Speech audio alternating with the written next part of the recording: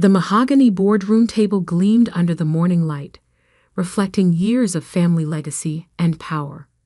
I sat there, hands folded neatly in my lap, watching my father pace back and forth like a prosecutor ready to deliver his final argument. My brother Marcus leaned against the wall, arms crossed, a hint of a smirk playing at the corners of his mouth. "Alexandra," my father began, his voice carrying that familiar tone of disappointment I'd grown accustomed to over the years. "We need to discuss your position at Harrison Industries." I nodded quietly, already knowing where this conversation was heading. For 15 years, I'd worked my way up through every department of our family's manufacturing company. Not because I had to. Being a Harrison meant I could have walked straight into an executive role, but because I wanted to understand every aspect of the business my grandfather had built from nothing.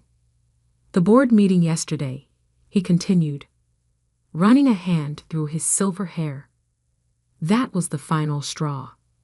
Ah, yes, the board meeting, where I'd suggested implementing a profit-sharing program for our factory workers and investing in sustainable manufacturing practices, where I'd presented data showing how employee satisfaction directly correlated with productivity and innovation, where I'd dared to challenge the old guard's perspective on what made a business successful. "You're too soft, Alexandra," my father declared, finally stopping his pacing to look me directly in the eyes. "This isn't a charity, it's a business, and business requires tough decisions, not whatever this bleeding heart approach is you're trying to push." Marcus pushed himself off the wall, stepping forward. "Dad's right, Lex. You're going to run this company into the ground with all these worker-friendly policies and green initiatives. We're here to make money, not friends." I sat straighter, maintaining my composure. "The data supports my proposals. Happy workers are productive workers. Sustainable practices attract modern consumers and investors. It's not just about being nice. It's about long-term growth and stability." My father slammed his hand on the table, making the water glasses rattle. "Enough. I've made my decision. You're fired, Alexandra.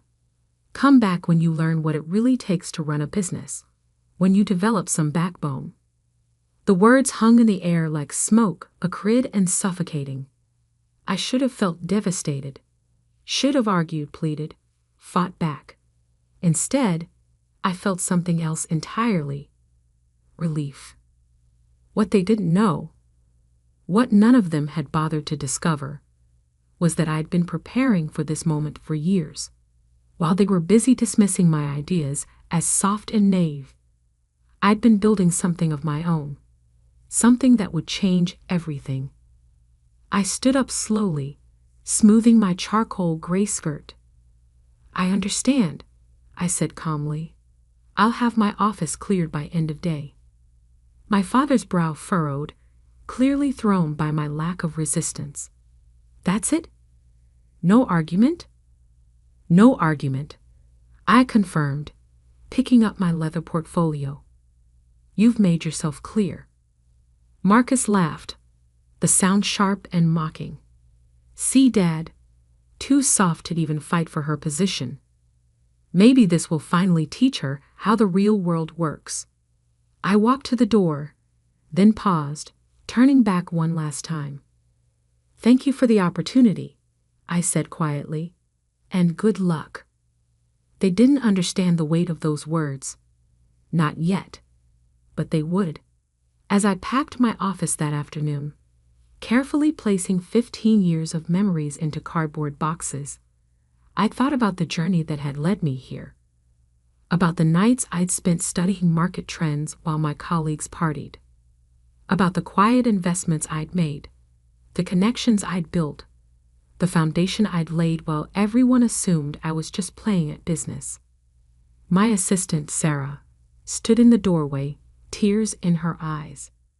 "I can't believe they're doing this to you, after everything you've done for the company." I smiled, placing a framed photo of my grandfather into the last box. "It's okay, Sarah." "Really? But your ideas were working," she protested. "Productivity is up 30% in departments that implemented your programs. Employee turnover is down.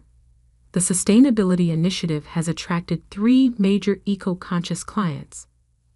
"I know," I said softly. "But sometimes people only see what they expect to see. They look at me and see softness where there's actually strategy. They mistake kindness for weakness."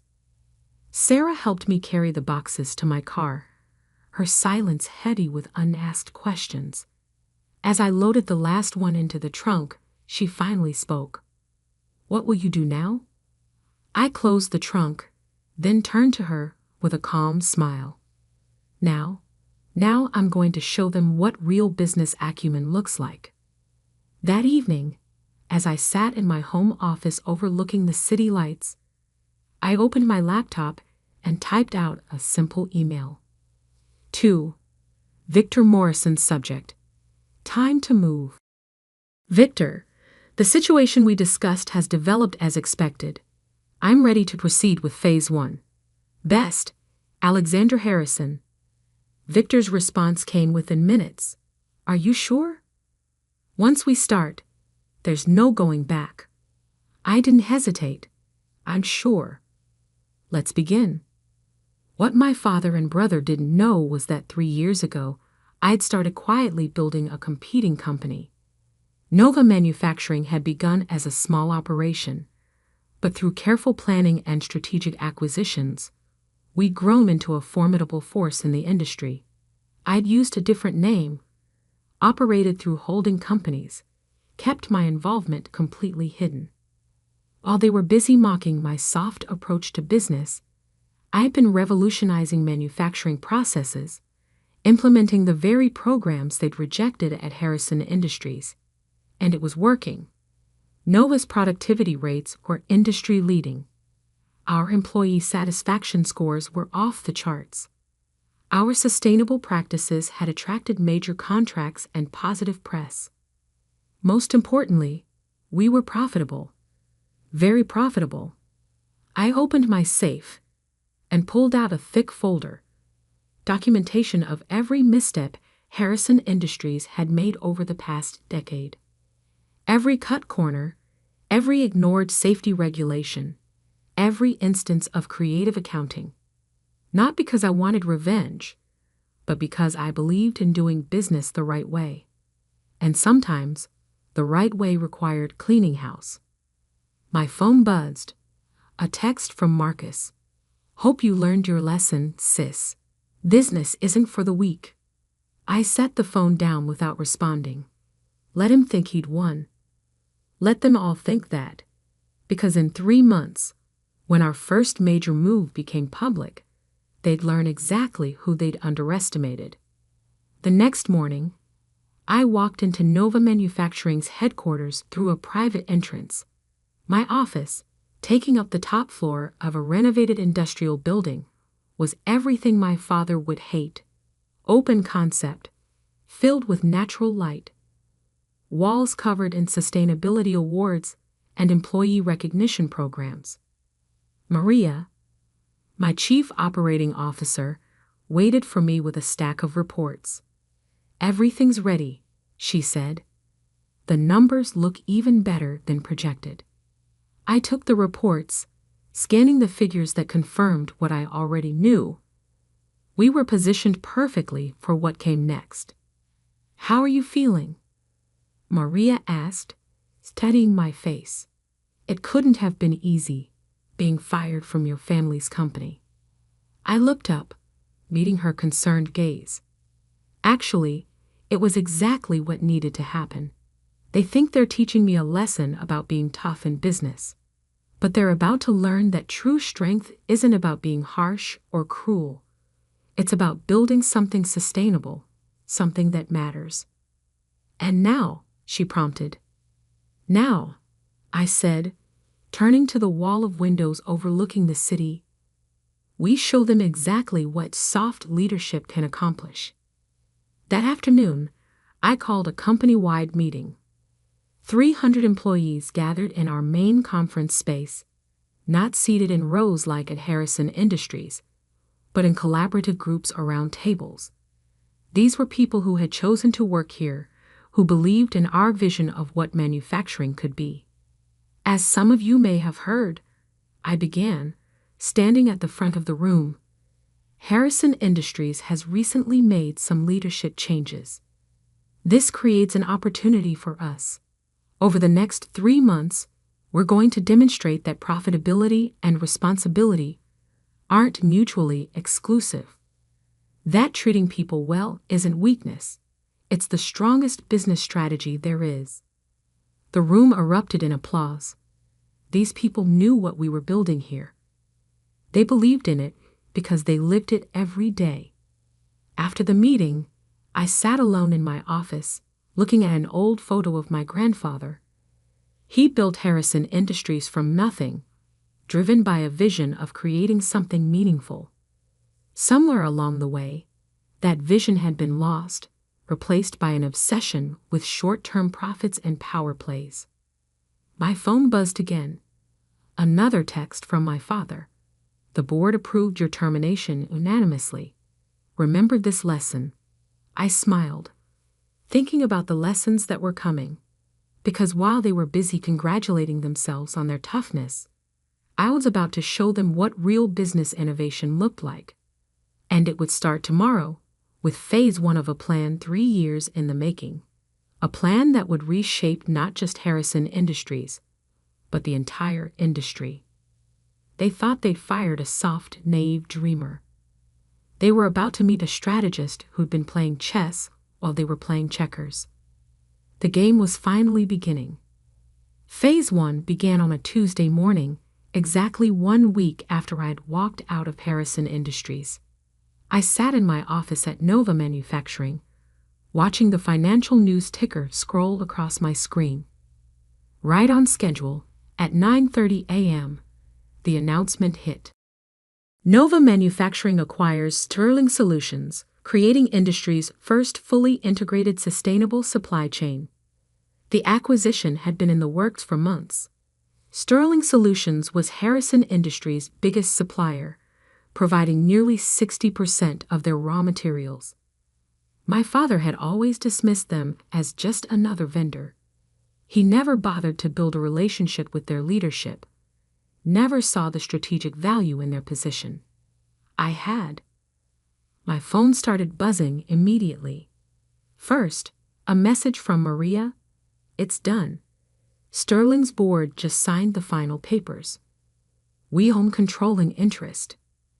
Then came the text I'd been waiting for, from Marcus. Did you see the news about Sterling? This is bad, Lex. Really bad. I didn't respond. Instead, I opened my email to find exactly what I expected. A message from Harrison Industries' procurement director requesting an urgent meeting with Nova's leadership to discuss ongoing supply arrangements.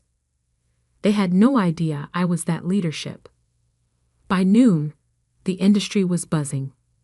Nova Manufacturing, previously seen as a rising but modest player, had just become a major force. Our stock jumped 12% on the news. Sterling's rose 15%.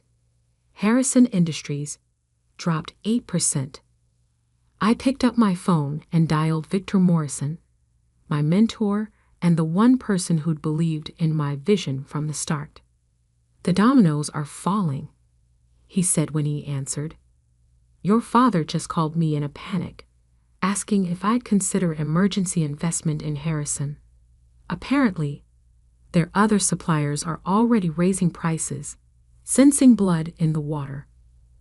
What did you tell him? That I'd think about it. Should I mention I've been invested in Nova since day one? I smiled.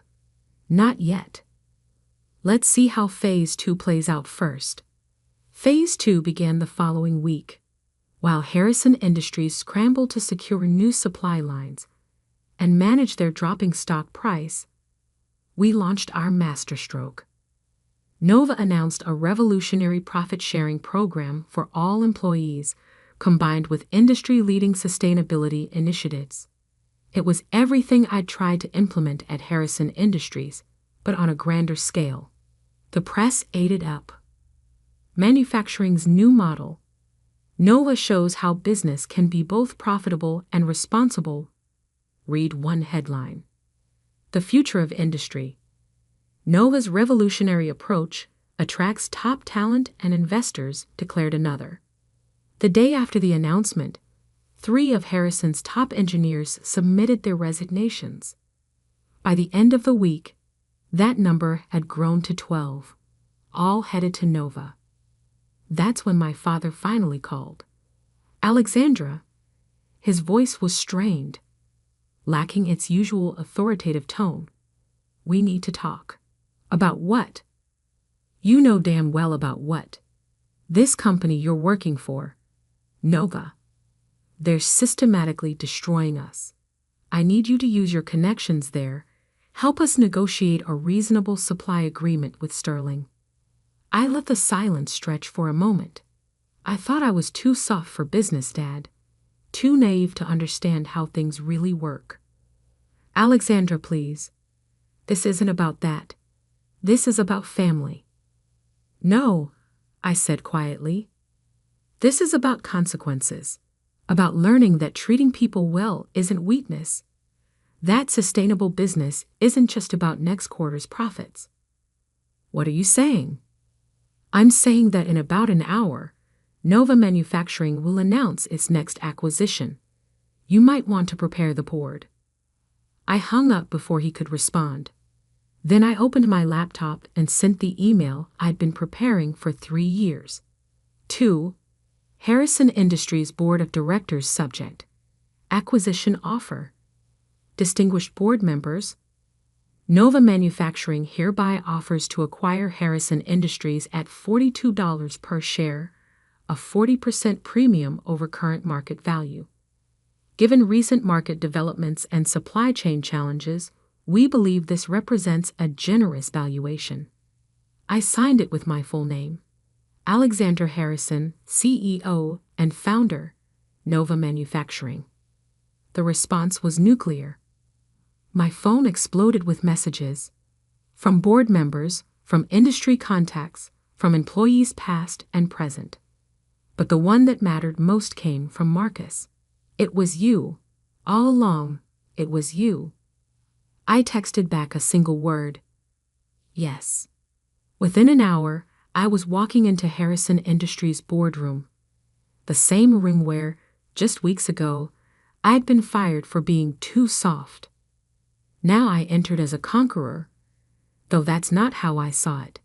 I saw myself as a reformer. The board members sat in stunned silence. My father stood at the head of the table, face ashen.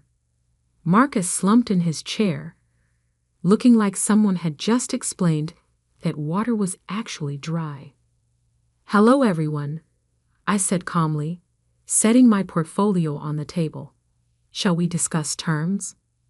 How? My father demanded. How did you do this? I paid attention, I replied. While you were focused on showing everyone how tough you could be, I was building relationships.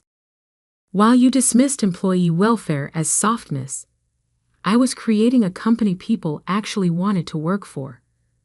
While you ignored sustainability as a tree hugger's concern, I was securing contracts with the biggest players in the modern market.